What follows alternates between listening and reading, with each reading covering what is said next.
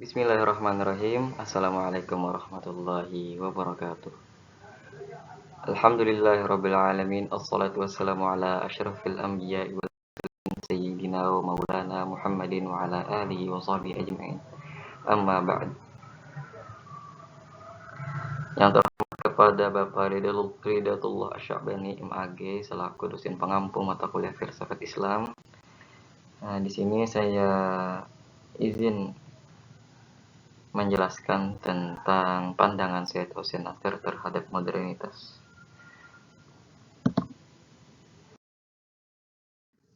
Adapun biografi Syed Hussein Nasr adalah Syed Hussein Nasr merupakan seorang filsuf muslim kontemporer yang terkenal.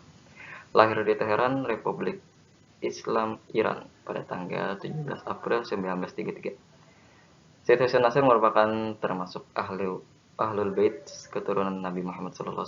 Ibunya merupakan anak dari seorang ulama, sedangkan ayahnya bernama Syed Waliullah Nasr yang merupakan dokter dan pendidik pada dinasti Qajar.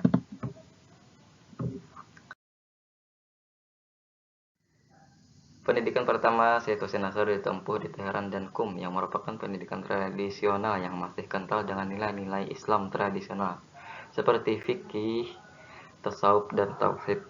Setelah itu Nasr melanjutkan pendidikannya di Massachusetts Institute of Technology dan Harvard University, Amerika Serikat. Di sanalah Syed Hussein Nasr mendapatkan gelar BS dan MA.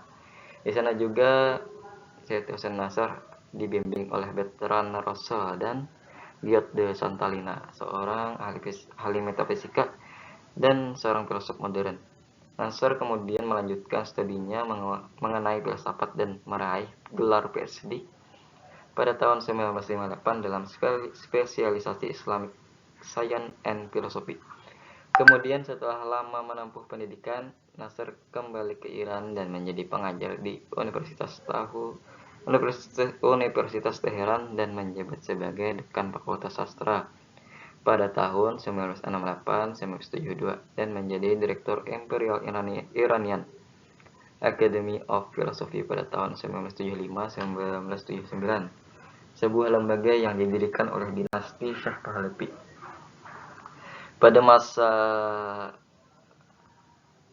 ini, Syed Hussein Nasr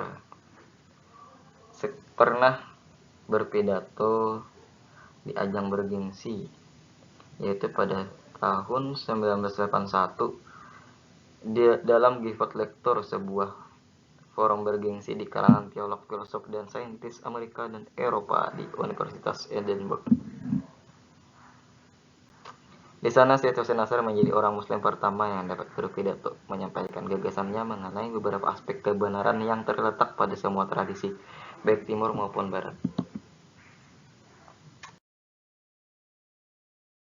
Faktor yang mempengaruhi pemikiran Nasr yaitu latar belakang keluarga yang sangat agamis dan akademis, dua, kondisi masyarakat Iran yang mayoritasnya penganut ajaran Syiah yang sangat kental dengan tradisi ulama, tiga, pemikiran filsafat yang ia peroleh dari guru-guru pembimbingnya di barat.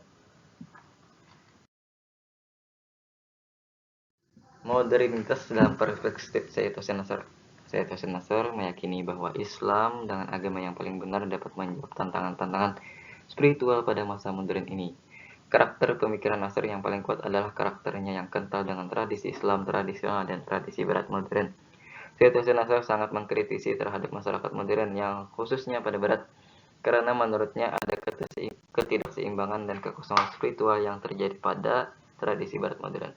Hal inilah yang membuat Syed Hussein Nasr terpanggil untuk menggali lebih dalam dan memberikan gagasan-gagasan khususnya dalam kacamata Sufisme. Kritik Syed Hussein Nasr terhadap keilmuan modern antara lain: 1. Mengenai alam semesta yang seakan-akan tidak adanya Tuhan dalam aturan alam sekuler.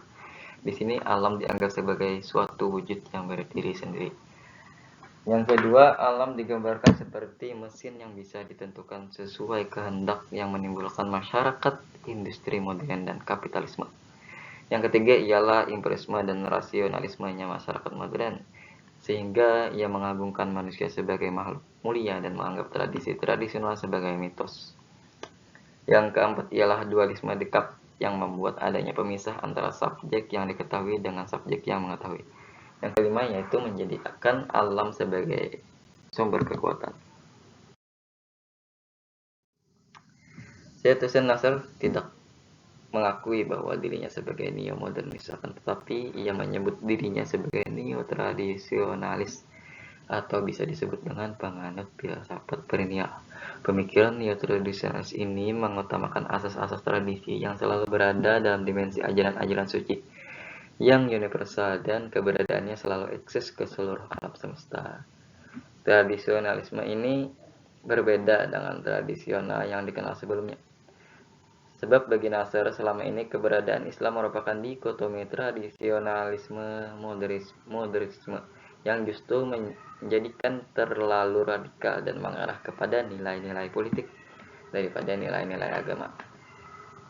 Karena itulah Syed Hussein Nasr mengajak kepada pemahaman tradisionalismenya yang kembali ke akar tradisi, yang meyakini bahwa akar tradisi tersebut merupakan kebenaran dan sumber asal segala sesuatu.